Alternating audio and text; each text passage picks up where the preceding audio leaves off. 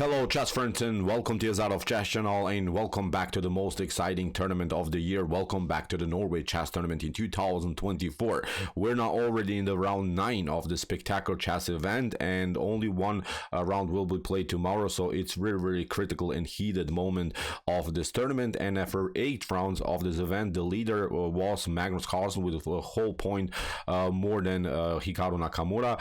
Magnus had a tough quest today. He had to play against, of course, a very strong opponent Alireza Firouzja today with the black pieces, but in this event everyone is strong, so everyone can beat really everyone in this spectacular chess tournament. So we're diving now into the game. Alireza versus Magnus. The first game they played ended with a draw. The classical time format game ended with a draw. We're now in the Armageddon game, in which you know the grip. White has 10 minutes on the clock, black has 7 minutes on the clock, but white of course needs to win the game. Let's see now what happened. The game finished a couple of minutes ago. Really crazy stuff again happened between these two top grandmasters. So with the white pieces, Alireza opened with the move e4. Magnus' response was e5, knight to f3. We have now after knight to c6, bishop to c4 the Italian, and after bishop to c5 the gioco piano. d3, knight to f6, normal stuff. We have now the gioco pianissimo, bishop to g5, h6, kicking away the bishop, and now from move d6. Here Alireza is preparing, of course, the common queenside flank attack, or if necessary maybe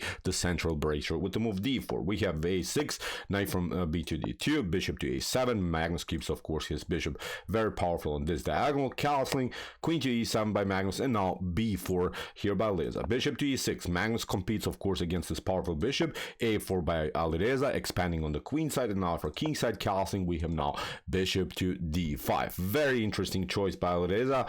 He wants, of course, to somehow even maybe fix here this bishop on the 5th rank. With this move, Alireza gained really important space advantage, and Magnus didn't want to tolerate this bishop on d5. He played now the move g5, kicks away the bishop, of course, here on h4, because the bishop is pinning the knight here against the queen on e7. But Alireza found here really stunning knight takes g5, really a beautiful knight sacrifice that stunned the game. I think with this move, Alireza really spiced up the game.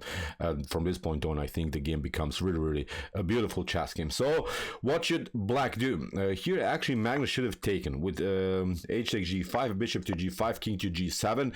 It's still, I would say, such a complicated line. We don't want to dive now really into some brutal Stockfish lines, but this is the line that Stockfish says should be pretty equal for black. Black still has to, of course, somehow to defend this knight on f6. Very intense game it would be for sure. But after move knight to g5, what Magnus did now was knight to d5, and actually here in this tactical sequence, after a couple more moves, look at this, Alireza kicked away the queen, took also the knight, and here actually white is slightly better. Why is white slightly better? Because in one moment, I think the knight will find a good square on the board. Of course, not immediately, but what you're trying to do in these types of positions is somehow search maybe a square for a knight on light squares, somewhere maybe here, if possible on f5. If you get the knight on f5 and get it somehow supported by a pawn, then the knight will be such a great piece. I'm telling you this because in one particular moment of the game, Alireza will have, I think, the opportunity to fix the knight on f5, which will become, I think, a critical moment of the game. So as I said, the main goal for white is here somehow to fix the knight somewhere on the light square where it cannot be attacked by the dark square bishop. Magnus, Alireza continues now here with the move queen to e2, rook to f5. Magnus is, of course, putting more pressure on the f file. King to h1, improving a little bit the position of the king, and now f3. So far everything is glued together, everything is compact here around f3, but also around e4. Rook to g5. Magnus continues the pressure. Alireza would, of course, love to simplify the game by trading off the queens, going into the fully endgame stage, but Magnus is not allowing that, keeps, of course, the pressure on the f file. We have now rook to d1. You cannot pick up the pawn on d3 because of knight to e4, discovered attack against the queen, but also then hitting the rook on g5. h5 by Magnus, putting more pressure again on the g file. Magnus is now really having, I think, a beautiful attack. Knight to b3 by Alireza, and now h4. g4. We have queen to h7, and now queen to e2. e2. Magnus retreated with the queen, is trying somehow, of course, to play the move h3, but now Alireza, of course, tries maybe to trade off the queens here through the square e4. We have h3 by Magnus, d4 by Alireza, e takes d4, and now Alireza made here maybe a tiny little inaccuracy. He could have played here over the f4, kicking away the rook. Still, I think it would be pretty equal position, but now you can take out the pawn, and at least the rook is not so active anymore on the 5th rank. But Alireza took immediately without kicking away the rook, which gave here Magnus Carlsen the opportunity to break her enter with the move e5. We have now knight to a5. If you play here d takes e5, then rook to e5 invites basically black's rook into the game. Then black is taking over on the e file, so it wouldn't be then a good continuation for Magnus. After knight for Alireza, pardon me. After knight to a5, Alireza hits now the pawn on c6. Magnus continues now with bishop to d4, and now knight to c6 by Alireza, and still I would say a pretty equal position. The knight is now on a light square, but it's not so dangerous because it's far away from the action. So if, for instance, Alireza trades off now the knight for the bishop, then we have reached a fully rook and queen and pawn chess endgame. So we have here queen to f7, rook to c1.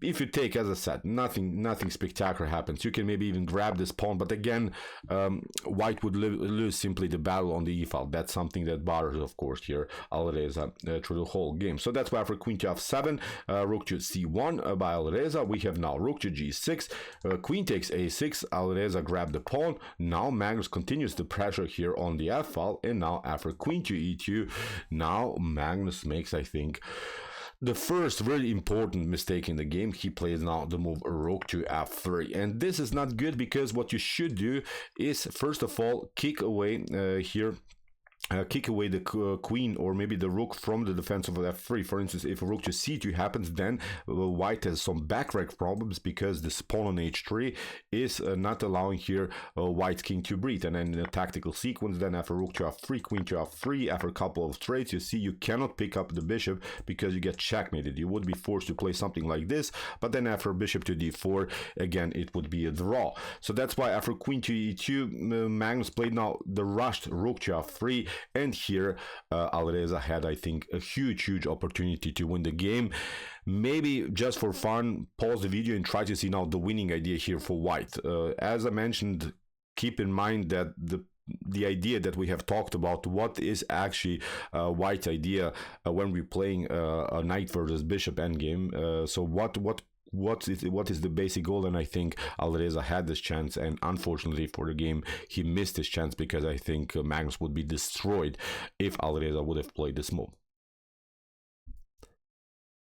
Okay, here Alireza had the opportunity to play knight to e7. Comes, of course, with a check. If you pick up here the knight, you lose the rook. If you try to escape, then we deliver a check, and now you get your knight on f5. And this is the goal that we have talked about. I think this is undefendable anymore. Look at this, rook to f1, rook to f1. The knight is much more powerful, controls everything here in the center of the board, and now you have also some passers. The queen is supporting the ax square. Game over, I would say, here for black. But after rook to f3, Alireza played now the risky rook takes f3, allowed here Magnus Carlsen to simplify the game, and again we have an equal position. Now I think it's really a thematic draw. We have knight to d4 by Alireza, trading off the pieces, and now Alireza makes another mistake. He plays now rook to a1. This is not good. Because you have to now, I think, include your king into the game. You have to somehow always improve the position of the king, because you want to play freely with your king, also with your rook, and then if you, for instance, step back from the first rank, there's at least no checkmate threat. So this was the way to go for Alireza, but he played now the move rook to a1, allowed here Magnus Carlsen to play now even the move d3. Look at this, you're trying maybe now king to g1, now we play c5, and if, for instance, push the pawn here, then we have c4, you're trying to push it further, then we simply support, and if you, for instance, promote here, then we simply sacrifice the rook, and we would then have two connected passers. Again, I would say game over here for black. But unfortunately for Magnus, he didn't play now the move d3, he played now rook to b3, went with the rook behind, and I think again we have gained an equal position. Alireza pushes now the pawn further, Magnus takes, but now Alireza has this dangerous pawn and forces here Magnus Carlsen to step back with the rook on the back rank. We have king to g1, c5, again really in equal position. Magnus gets also the king closer, and now after a couple more moves, Alireza simply also gets the king close enough to the action. And now after move d5, now comes another critical moment of the game. Here Alireza should have simply taken here this pawn on d5, and in this line maybe rook to a7, king to c4. Again, I think this would be a thematic draw, pretty equal position for sure. So after move d5, what Alireza played now, rook to a2, and after king to g5, actually in this particular position, Alireza Firouzja resigned. There's nothing that can be done. This pawn will be lost. Here Magnus has 3 connected passers in the center of the board. Alireza didn't take the pawn. Of course, there is not this problem, but Magnus can also go for this pawn on h2. So in every of these other lines, I think black is simply winning here. So what to say, Alireza messed up the game. Let's go back to this critical moment. Knight to e7 in this position was the winning move, as I said, simply trading off the pieces, and then look at this, the knight on f5 would be simply the best piece on the board. So okay, with this win, Magnus has now great chances to win the tournament, because I think Hikaru Nakamura played also a draw against Liren. If he of course also maybe wins his Armageddon game against Liren, still he would be a whole point behind Magnus Carlsen. So nothing is lost, but Magnus has now really good situation, of course, before the last round of this amazing chess tournament. So okay, if you want to see some other games that we have covered so far here on my YouTube chess channel from this event, check it out. Here are some games that we have analyzed before, and if you like this content, hit the subscribe button. See you soon with some more videos, and what do we say in the end? Chess is the best, of course.